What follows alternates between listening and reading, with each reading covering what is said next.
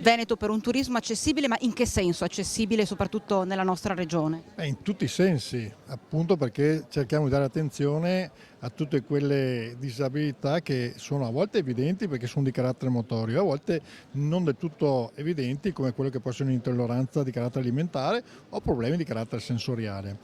Alla sesta edizione Digitando abbiamo voluto dare questa particolare attenzione all'alimentazione proprio perché il Veneto è famoso nel mondo per la propria cucina, per l'enogastronomia. E quando si parla di turismo magari si parla di qualcosa che sembra meno importante rispetto al sociale e così via, ma se noi riusciamo ad incentivare le nostre località turistiche appunto come Bassano a rendersi più accessibili e quindi creare maggiore attrazione turistica significa portare economia, creare posti di lavoro, magari posti di lavoro per persone con disabilità e questo dà la possibilità a far nascere questa cultura dell'accoglienza,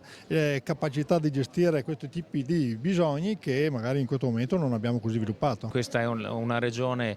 che ha una storia ormai quasi millenaria, diciamo, di grande civiltà, di grande modernità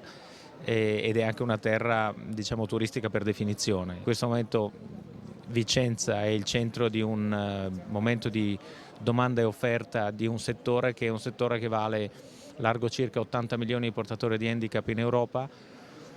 di cui 4 milioni in Italia, a loro volta accompagnati da almeno 2 accompagnatori in media, diciamo 1,8 per parlare di statistiche, capite da voi che razza di dimensione sono, queste sono dimensioni assolutamente rilevanti.